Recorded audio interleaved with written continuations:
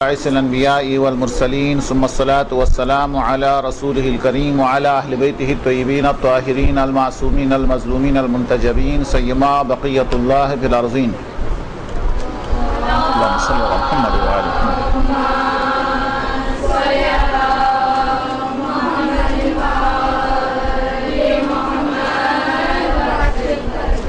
ولعنت الدائمات على أعدائهم أجمعين من أول ظلمهم إلى قيام يوم الدين أما بعد فقد قال الحكيم بسم الله الرحمن الرحيم أقيموا الصلاة وآتوا الزكاة اللهم صل على محمد وعلى محمد.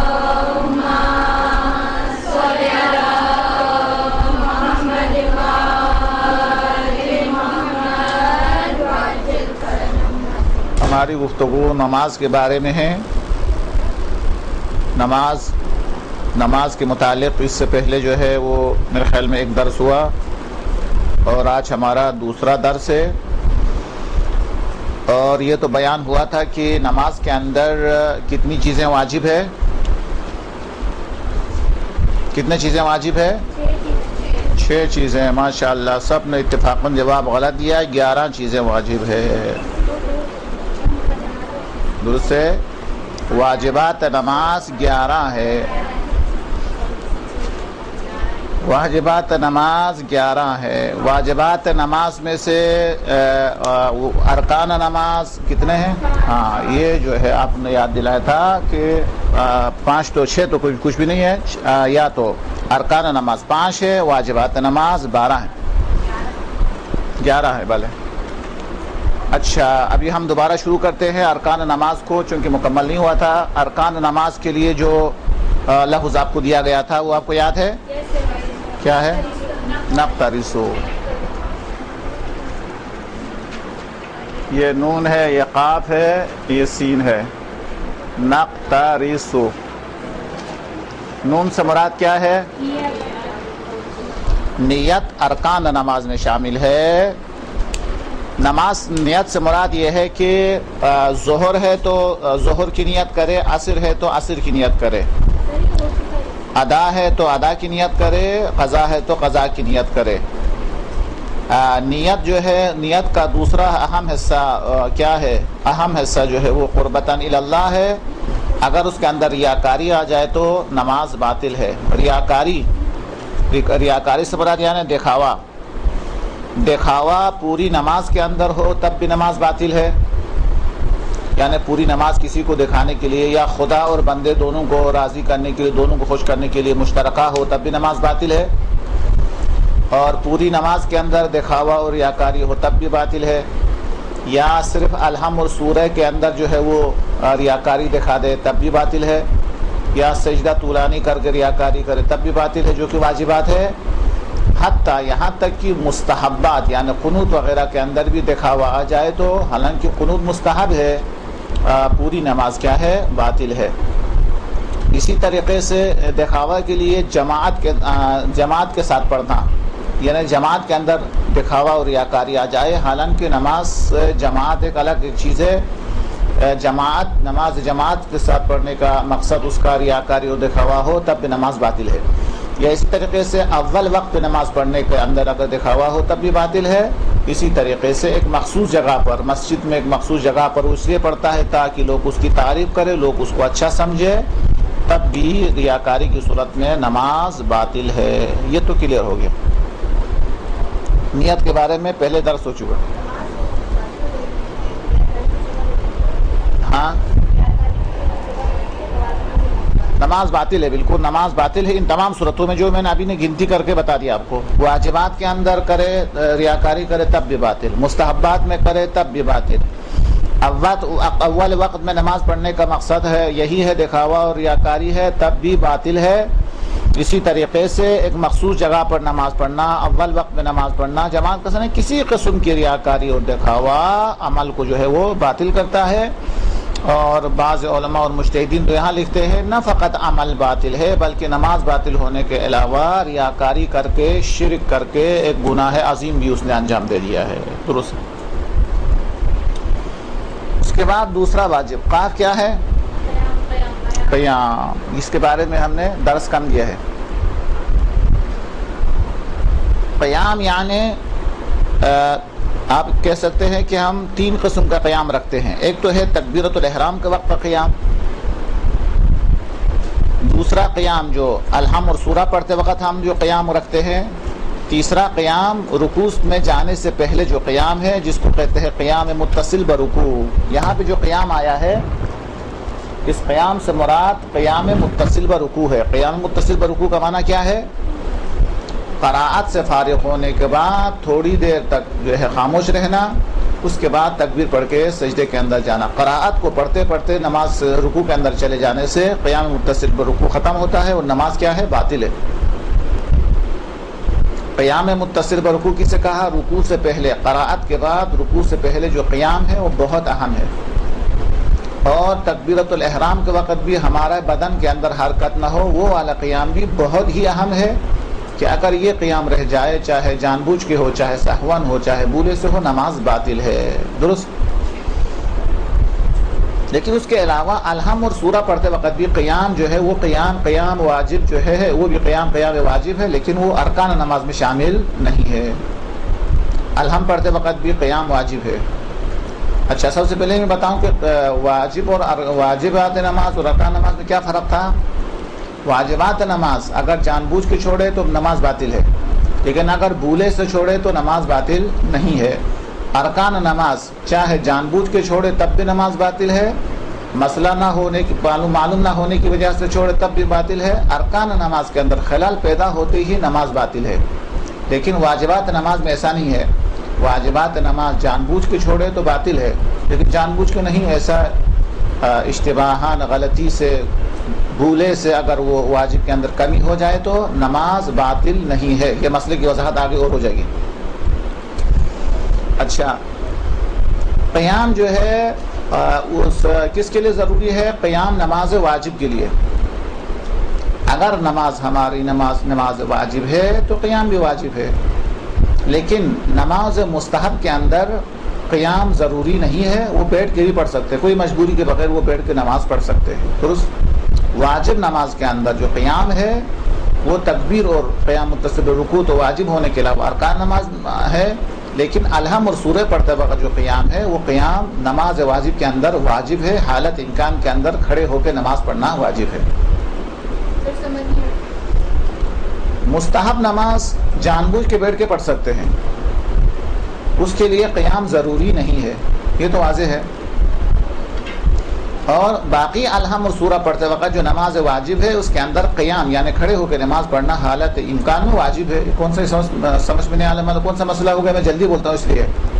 ہاں, میں آہستہ پڑھتا ہوں. ابھی قیام متصل برکوع کے علاوہ الحم اور سورہ پڑھتے وقت یا تسبیحات اربع پڑھتے وقت جو قیام ہے یہ وہ قیام بھی قیام واجب ہے. وہ قیام کیا ہے؟ قیام واجب ہے. اچھا, سب سے پہلے تو واجب یہ ہے کہ کوئی سہارا بغیر اسے کھڑے ہو کے نماز پڑھنا چاہیے. اور اگر وہ کھڑے ہو کے نماز نہیں پڑھ سکتا ہے تو پھر اگلا مرحلہ کیا ہونا چاہیے؟ کیا؟ بیٹھ کے. یہ آپ کا فتویٰ ہے, مجتہد کا فتویٰ یہ ہے کہ اگر جو ہے وہ کھڑے ہو کے قیام جو ہے صحیح طریقے سے نہیں بیٹھ سکتا ہے تو سہارا لے کر, دیوار کا سہارا لے کر, عصا کا سہارا لے کر, کسی نہ کسی طریقے سے سہارے سے وہ کھڑے ہو کر نماز پڑھیں گے بیٹھنے سے پہلے. درست ہے؟ یعنی کسی نہ کسی طریقے سے کھڑے ہو کے نماز پڑھنے کی کوشش کریں گے. ایک دوسرا مسئلہ یہ ہے کہ اگر وہ تھوڑی دیر کے لیے بھی کھڑا رہ سکتا ہے تو اتنا قیام اس کے اوپر واجب ہے. یا 4 رکعت میں سے 1 رکعت کھڑے ہو کے پڑھ سکتا ہے تو وہ بیٹھ کے نماز نہیں پڑھ سکتا ہے, اسے کھڑا ہو کے ہی نماز پڑھنا ہے. اور جہاں پر جو ہے وہ کھڑے رہنا ممکن نہ ہو پھر جا کے اسے بیٹھنا ہے. یعنی مجبوری کے احکام مجبوری کے بعد شروع ہوتا ہے.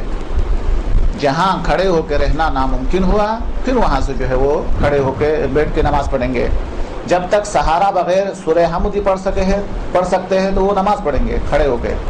لیکن سورہ حمد ختم ہونے کے بعد دوسرے سورے کی تلاوت کے اگر اس کے اندر طاقت موجود نہیں ہے تو وہ دیوار کا سہارا لے گا یا کوئی عصا وغیرہ کا سہارا لے گا. تو پہلا مرحلہ تو صحیح طریقے سے حالت قیام میں نماز پڑھنا ہے. اگر وہ ممکن نہ ہو تو دوسرا مرحلہ سہارا لے کر وہ کھڑے ہو کے نماز پڑھیں گے. اس کے بعد والا مرحلہ کیا ہے؟ اس کے بعد والا مرحلہ یہ ہے کہ وہ بیٹھ کے نماز پڑھیں گے. زمین کے اوپر کیا ہے؟ بیٹھ کے نماز پڑھیں گے.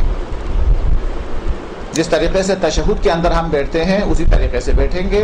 الحمد سورہ کی وہ تلاوت کریں گے. جی اگر اس کے بعد جو ہے اس کی بھی اگر طاقت نہیں ہے تو پھر وہی سہارا وغیرہ تکیہ وغیرہ سہارا لے لیں گے. اس طریقے سے وہ بیٹھ کے، جس طریقے سے ہم تشہد کے اندر بیٹھ کے نماز پڑھتے ہیں اسی طریقے سے وہ بیٹھ کے نماز پڑھیں گے، سہارا وغیرہ لے کے، تکیہ وغیرہ لے کے. یہ بھی درست. اگر سہارا لے کر بیٹھ کے بھی نماز پڑھنا ممکن نہ ہو تو پھر کیسا نماز پڑھیں گے؟ ہاں اگر وہ بھی ممکن نہ ہو تو ہاں وہ لیٹ جائیں گے سیدھے ہاتھ پر. وہ لیٹ جائیں گے جس طریقے سے میت کو قبر کے اندر اتارنے کے بعد رکھتے ہیں اس طریقے سے سیدھے ہاتھ اس کو لٹا دیں گے. بدن کا پورا حصہ قبلے کی رخ ہوگا، قبلے کی طرف ہوگا. بالکل واضح. قبلہ اس طرح ہے تو وہ اس سرانہ جو ہے اس طرف رکھیں گے، سیدھا ہاتھ نیچے آ جائے گا اور اس طریقے سے اس کا بدن کا پورا حصہ قبلے کی طرف ہوگا جس طریقے سے مرنے والے کو قبر کے اندر رکھ دیا جاتا ہے. یہ بھی واضح ہے اور ظاہر ہے کہ وہ الحمد سورہ کے علاوہ سجدہ وغیرہ وہ اشارہ کرے گا. یہ تو ہو گیا سیدھے ہاتھ پہ. اگر کسی وجہ سے سیدھے ہاتھ پر بھی رکھنا ممکن نہیں ہے سہارا وغیرہ دے کے تو پھر الٹے ہاتھ پہ، پھر اسی طریقے سے رکھیں گے. الٹے ہاتھ پہ رکھیں گے لیکن اس کا بدن کا پورا حصہ قبلے کی طرف ہوگا. اگر یہ بھی ممکن نہیں ہے تو پھر پشت کے اوپر رکھیں گے. پھر اس صورت میں ایسا رکھیں گے جیسا مرنے والے کو رکھتے ہیں، یعنی پاؤں کے جو ہے وہ باطنی حصہ جو ہے پاؤں کے جو ہے جو زمین پہ جو حصہ لگتا ہے وہ کس طریقے سے رکھیں؟ قبلے کی طرف رکھیں گے. جب اس کو کھڑا کیا جائے تو بالکل قبلے کی طرف جو ہے ہو جائے. دوبارہ تکرار کرتا ہوں، مجھے پتا ہے سمجھ میں نہیں آیا ہے تو یہ تو پھر صورت میں پشت پہ اس طریقے سے پشت کے اوپر جس طریقے سے رکھیں گے اور جس طریقے سے رکھنا چاہے رکھ لیں گے اس طرف. تو سیدھا ہاتھ پہ رکھنے کا مطلب یہ ہے کہ قبلہ اس طرف ہے تو اس کا سرانہ یہاں آئے گا اور وہ اس طریقے سے سویا ہوگا. اس طریقے سے سویا ہوگا. اس کا چہرہ، سینہ، پاؤں کے جو ہے انگوٹھے وغیرہ سب قبلے کی طرف ہوگا. ہاں اگر یہ ممکن سیدھے ہاتھ ممکن نہیں ہے تو پھر الٹے ہاتھ پہ بھی رکھیں گے لیکن کروٹ رکھیں گے، لیکن اس وقت بھی چہرہ، سینہ اور پاؤں کے جو انگوٹھے وغیرہ سب قبلے طرف ہوگا. یہ رواج ہے. اگر دائیں بائیں دونوں ممکن نہیں ہے تو پشت بل لٹا دیں گے، لیکن اس کا طریقہ یہ ہے کہ پاؤں جو ہے وہ پاؤں کا نچلا حصہ تلے جو ہے وہ قبلے کی طرف ہوگا جس طریقے سے مرنے والے کو سکرات الموت کے وقت اس کو رکھ دیا جاتا ہے. اس طریقے سے رکھیں گے جیسے کہ یہ پاؤں کا بیمار کا پاؤں ہے تو پاؤں اس طرح رکھیں گے، سر اس کا اس طرف ہوگا اور پشت کے بل رکھ کے بیٹھ کے وہ کیا کریں گے؟ نماز ادا کریں گے. جس طریقے سے مرتے وقت اس طریقے سے مرنے والے کو رکھنا ہم پر واجب ہے، اور اگر مرنے والے کو خود کو اپنی موت کا پتہ چلے تو خود کو اس طریقے سے بیٹھنا واجب ہے. کلیئر ہو گیا یہ بھی انشاءاللہ؟ جی قیام کے بارے میں ہم نے آپ کے لیے تھوڑا سا بتا دیا. خوب. قیام کے اندر جو ہے وہ دونوں پاؤں کا زمین پر ہونا واجب ہے. آپ کا دونوں پاؤں زمین پر رکھنا ضروری ہے، لیکن وزن برابر ضروری نہیں ہے. یعنی دونوں پاؤں پر برابر کے وزن رکھنا ضروری نہیں ہے. یہ بھی کلیئر؟ جی ہاں کرسی پر جو نماز پڑھتے ہیں وہ بیٹھ کے نماز پڑھنے سے بہتر ہے. کیسے؟ اس طریقے سے بہتر ہے کہ وہ ابھی رکوع سجدے کی بحث میں اس کا ذکر آ جائے گا، کیونکہ اس مسئلہ جو آتا ہے رکوع سجدے کے لیے اس کو رہنے دے فی الحال. اچھا یہ تو بتا دیا تھا کہ الحمد سورہ تکبیرۃ الاحرام پڑھتے وقت تو بالکل سکون ہونا چاہیے. الحمد سورہ پڑھتے وقت بھی آپ کا بدن حالت سکون میں ہونا چاہیے، لیکن اگر آپ ہل جائے غلطی سے تو آپ کو کیا کرنا ہے؟ دوبارہ اس حصے کو دوبارہ پڑھنا ہے. مثلا ایاک نعبد و ایاک نستعین کہتے وقت ہمارا بدن ہل گیا ایسا تو پھر ہمیں دوبارہ بیٹھ کے ایاک نعبد و ایاک نستعین پڑھنا ہے. نماز کے اندر تھوڑا سا آگے بڑھے تھوڑا پیچھے نہیں، جہاں الحمد سورہ کی بات کرو ابھی قیام میں ہے. الحمد سورہ پڑھتے وقت اچھا تکبیر پڑھتے وقت ہل جائے تو نماز ہی باطل ہے. نماز ہی باطل ہے. نماز باطل ہونے کا مطلب یہ ہے کہ آپ ایسا کام کریں گے جس سے نماز باطل ہو جائے. نہ دائیں بائیں دیکھیں گے، پھر اس تکبیر کو دوبارہ پڑھیں گے جو تکبیر حرکت کی حالت میں ہم نے پڑھی ہے. کلیئر؟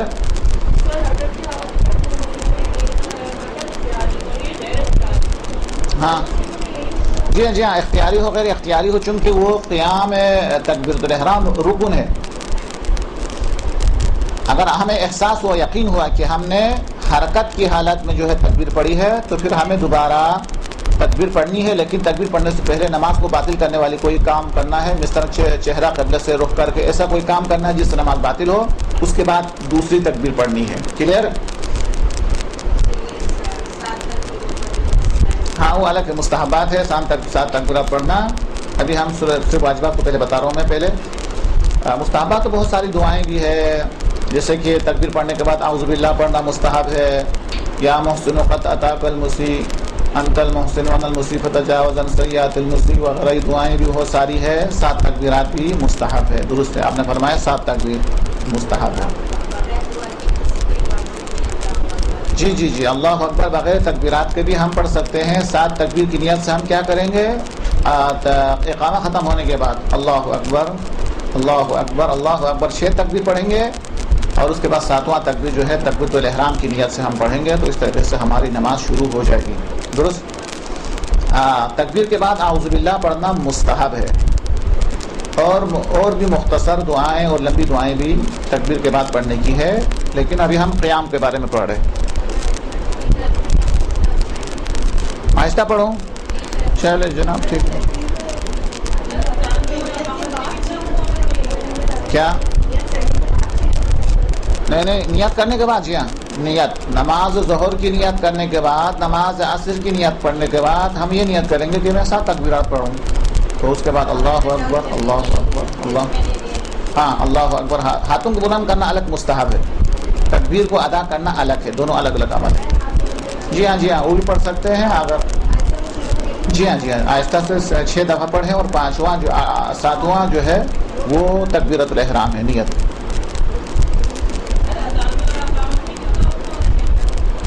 اذان و اقامہ کے درمیان میں ایک سجدے کا وقفہ ہونا چاہیے، یہ ایک قدم آگے بڑھنا چاہیے، یا ایک دفعہ سبحان اللہ پڑھنا چاہیے. بس اتنا، کم سے کم ایک دفعہ سبحان اللہ پڑھنے کا وقفہ اذان و اقامہ کے بیچ میں ہونا چاہیے. اذان دیتی کیوں نہیں دیتی ہے؟ اذان 2 قسم کی اذان ہے. ایک اذان لوگوں کو دعوت دینے کے لیے ہے، جو مائک کے اوپر وہ عورتیں نہیں دیتی ہے، وہ تو گڑبڑ ہو جائے گا. اچھا، دوسرا جو نماز کے لیے جو اذان ہے، وہ اذان مرد اور عورت دونوں کے لیے مستحب ہے. جو اذان جو نماز کے لیے ہے، ایک تو ہے بلانے کے لیے ہے، وہ نہیں. جو اذان نماز کے لیے ہے وہ مرد اور عورت دونوں کے لیے مستحب ہے. جی ہاں پڑھنا چاہیے، مستحب ہے. درست ہے، اقامہ الگ مستحب ہے، اذان بھی مستحب ہے. خوب. کیا؟ ہاں نہیں واجب نماز کے لیے صرف واجب سنا تھا یومیہ نماز، اس کے علاوہ کہیں پر بھی اذان و اقامہ نہیں ہے. یومیہ مثلا صبح ظہرین جو 5 وقت کی جو نماز ہے، اس کے لیے اذان و اقامہ ہے، چاہے ادا ہو، چاہے قضا ہو، چاہے تمام ہو، چاہے قصر ہو، صرف اس کے لیے اذان ہے. اس کے علاوہ کہیں بھی اذان نہیں ہے، نہ نماز میت کے لیے، نہ نماز آیات کے لیے، نہ نماز عیدین کے لیے، کہیں پر بھی نہیں ہے. صرف اور صرف نماز یومیہ کے لیے ہے. نماز جمعہ یومیہ کا ایک حصہ ہے. جی آگے.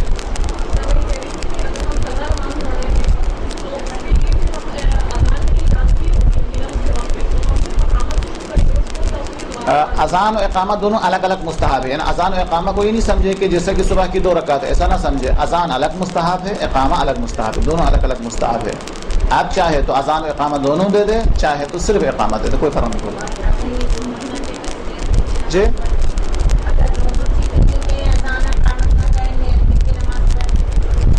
میں سمجھا نہیں. ہاں وہ تو ہے، وہ تو مستحب بغیر اذان و اقامہ کے نماز ہو سکتی ہے، کوئی شرط نہیں. اگر ٹائم نہیں ہے تو پھر اذان و اقامہ کو چھوڑنا واجب ہے. نماز قضا ہونے کا خطرہ ہے تو اذان و اقامہ کو ترک کرنا ضروری ہے اس صورت کے اندر.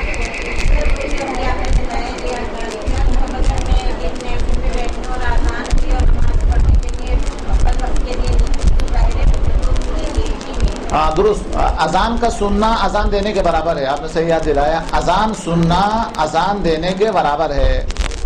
چاہے ہمیں اختیار حاصل ہے، چاہے ہم خود اذان دے دیں یا کسی کی اذان کو ہم سنیں، اذان کو سننا اذان دینے کے برابر ہے. کلیئر؟ اذان و اقامہ دونوں بھی، چاہے ہم اذان و اقامہ خود دے دیں، چاہے کسی کی اذان و اقامہ کو ہم سنیں توجہ سے، تو وہ دینے کے برابر ہے. کلیئر؟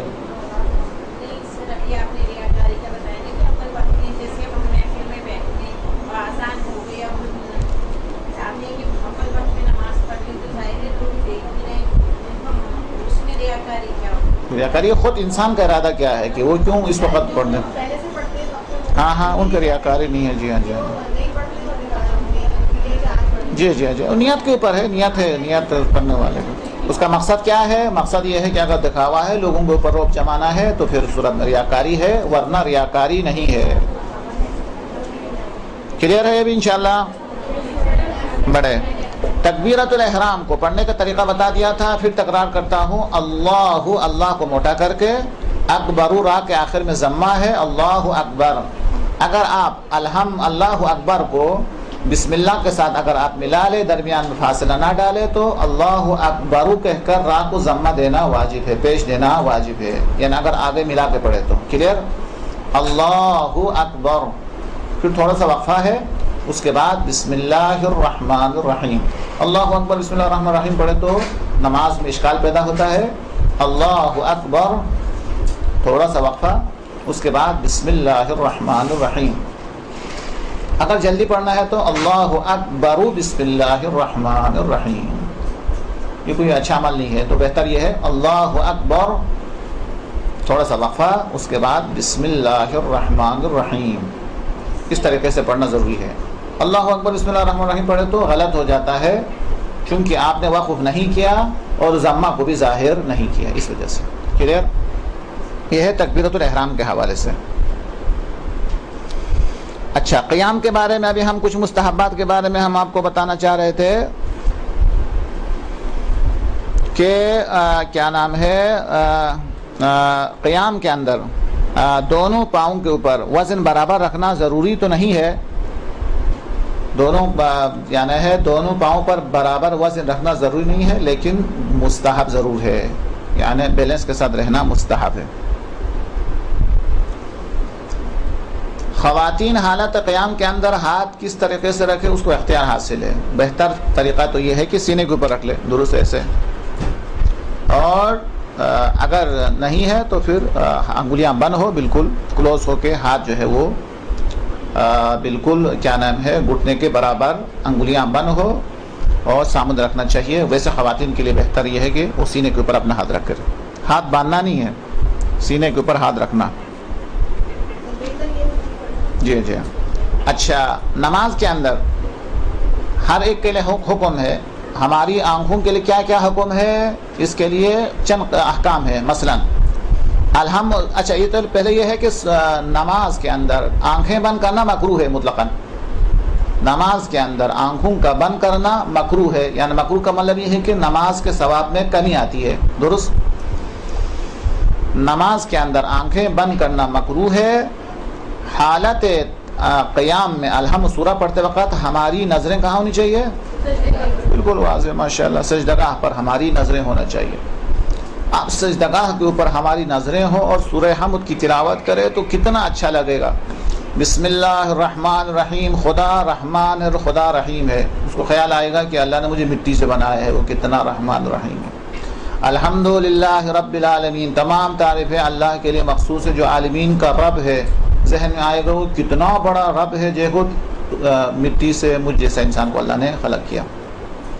مالک یوم الدین، مٹی سامنے ہے، اس پر اس کی نظر ہے، تو پھر سورہ حمد پڑھنے کے اندر جو ہے اس کو لذت کا احساس ہوگا. اس کو خیال آئے گا کہ مجھے مٹی کے اندر جانا بھی ہے، وہ مالک یوم الدین، اور قیامت کے دن اسی مٹی سے مجھے اٹھنا ہے. ہاں، خدا کی بارگاہ کے اندر جو ہے اٹھ کے جانا ہے.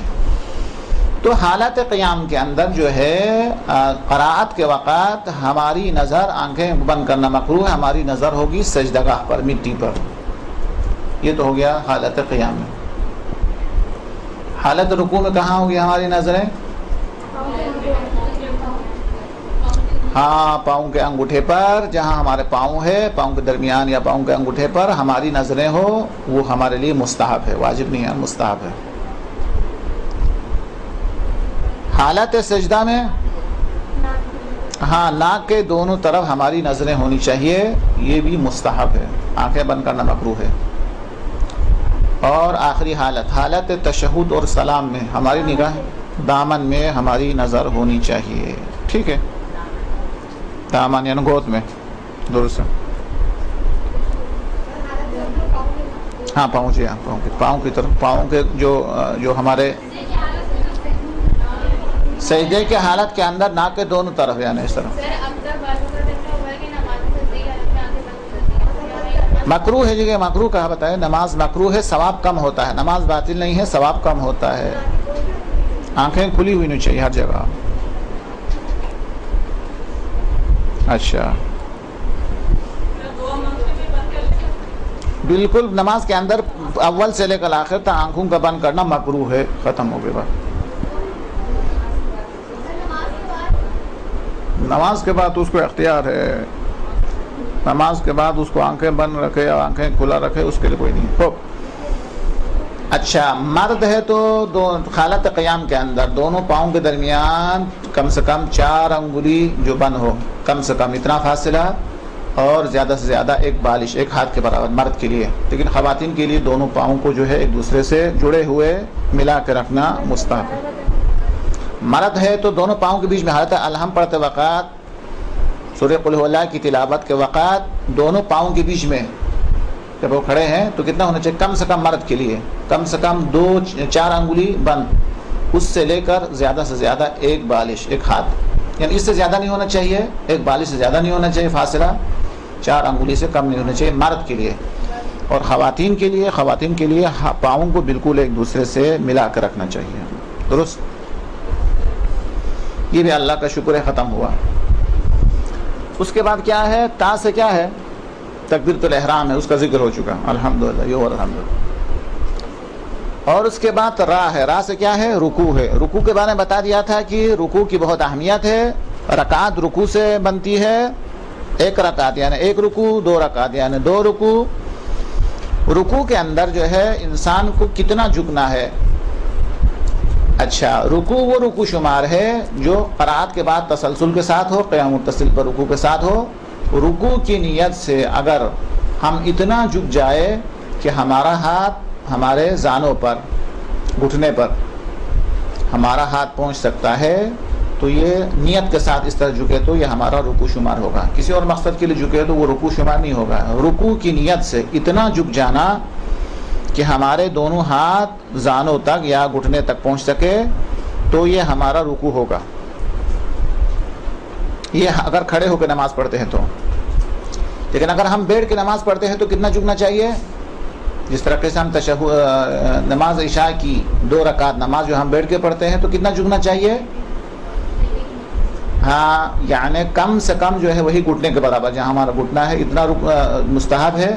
اس سے زیادہ مستحب یہ ہے کہ سجدگاہ کے نزدیک تک لے جانا ہے حالت رکوع میں۔ رکوع کی بات کر رہا ہوں۔ بیٹھ کے نماز پڑھنے کی صورت میں گھٹنے کے برابر اور وہاں سے لے کر سجدگاہ کے نزدیک تک، اور حالت قیام کھڑے ہو کے اگر ہم نماز پڑھے تو اس صورت میں کیا ہے؟ حالت قیام کے اندر نماز پڑھنے کی صورت میں کیا نام ہے؟ اتنا جھکنا چاہیے کہ ہمارا ہاتھ جو ہے وہ زانوں تک پہنچ جائے، درست ہے؟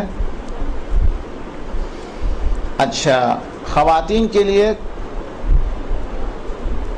تھوڑا کم جھکنا ہے، مرد کو تو اتنا جھکنا ہے کہ اس کا پش جو ہے وہ برابر ہو جائے، بالکل لیول ہو جائے بالکل، لیکن خواتین کے لیے اتنا جھکنا ضروری نہیں ہے، ان کا ہاتھ گھٹنے تک پہنچ جائے تو کافی ہے، زیادہ جھکنا خواتین کے لیے زیادہ بہتر نہیں ہے، کلیئر؟ اچھا، اس کے بعد ایک بات آپ کو یہ بتا دوں جو اہم ہے، ابھی واجبات میں سے ایک ذکر ہے جو ابھی ہم اس کا ذکر نہیں آیا ہے، واجبات میں سے ایک ذکر ہے۔ رکوع الگ ایک واجب ہے، ذکر ایک الگ چیز ہے۔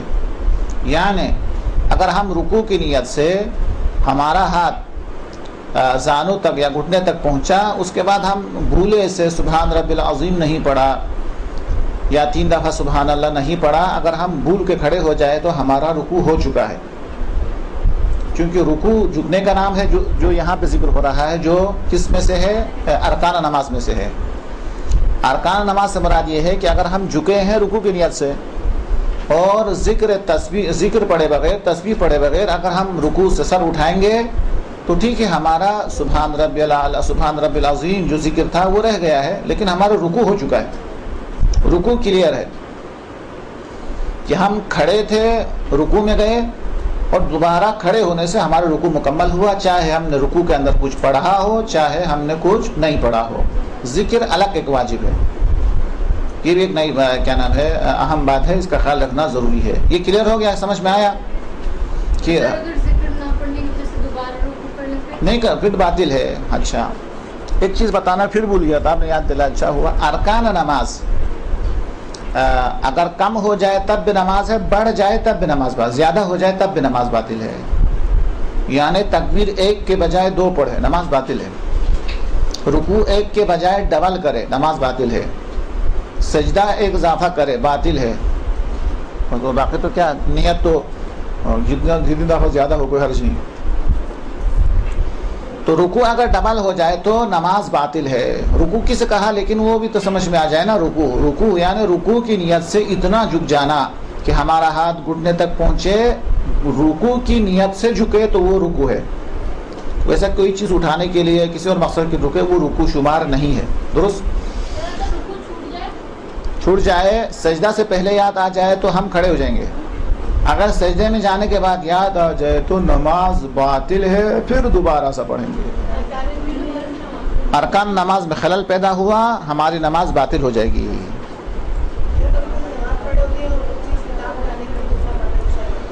وہ جھکنا جائز ہے، جی ہاں، جیسا آپ نماز جعفر تیار پڑھنا چاہتی ہے اور آپ نے قرآن کو اٹھانا آپ بھول گئی، اب آپ کھڑے ہو گئے اور اس کے بعد آپ کو یاد آیا ہو والعادیات، تو مجھے یاد نہیں ہے، تو آپ کیا کریں؟ غیر المغضوب علیہم ولا الضالین کے بعد نیچے سے اس کو آپ نے اٹھا لیا اور آپ نے سورہ پڑھ لیا تو اس کا کوئی حرج نہیں ہے، اس سے نماز باطل نہیں ہوتی۔ رکوع کی نیت سے رکوع میں جائے تو نماز باطل ہے۔ کلیئر ہو گیا؟ رکوع ڈبل نہیں ہونا چاہیے، صرف جماعت میں اشکال نہیں ہے، جماعت میں نماز جماعت میں تو ایسا ہے کہ امام جو ہے وہ رکوع میں ہے، ہم نے یہ سمجھا کہ شاید امام رکوع سے اٹھ گئے ہوں گے، ہم اٹھ گئے تو دیکھا وہ تو ابھی ذکر پڑھ رہے، میں جلدی آیا ہوں، تو پھر دوبارہ جانا چاہیے۔ نماز جماعت میں رکوع ڈبل ہو جائے نماز باطل نہیں ہے۔ کلیئر؟ وہ بھی باطل نہیں ہے، جماعت میں باطل نہیں ہے، جماعت میں باطل نہیں ہے، ویسے باطل ہے۔ جان بوجھ کے اٹھائے تو نماز باطل ہے، غلطی سے اٹھائے تو واپس جانا چاہیے۔ ہاں جی ہاں، اگر وہ پہلے رکوع سجدے کے اندر امام سے پہلے چلا جائے، اگر اس کو پتا ہو کہ امام رکوع میں آنے سے پہلے میں امام کو درک کر سکتا ہوں تو اس کو اٹھنا چاہیے، سر اٹھانا ضروری ہے۔ لیکن اگر ایسا احتمال نہیں ہے تو اچھا رکوع چھوڑ کے ڈائریکٹ سجدے میں چلے گئے تو نماز باطل ہو گئی نا اس کو۔ تو ایک رکن کو چھوڑ کر دوسرے رکن کے اندر پہنچ جائے اور پہلا والا رکن اگر رہ جائے تو نماز باطل ہے۔ جی ہاں وہ تو باطل، بہرحال یہ باطل ہے۔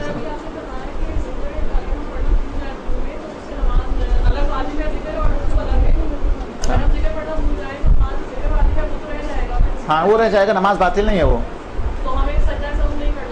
سجدہ سہو واجب نہیں ہے، ہر کم و زیادہ کے لیے سجدہ سہو مستحب ہے، لیکن جو واجب ہے ان میں سے یہ شمار نہیں ہے۔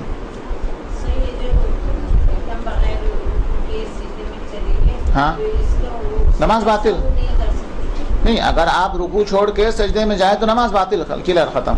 آپ کو شروع سے پڑھنا ہے، پھر دوبارہ صحیح کرنے کا چانس نہیں ہے اس کو۔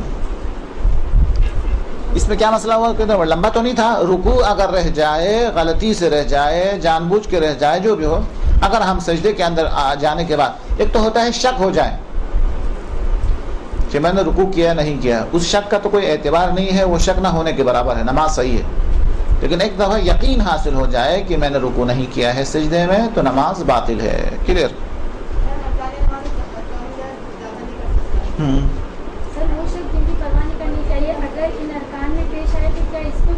جی ہاں، اس میں کچھ نہیں ہے۔ السلام سجدے میں جا کے شک ہوا کہ میں نے رکوع کیا نہیں کیا، کوئی بھروسہ نہیں ہے۔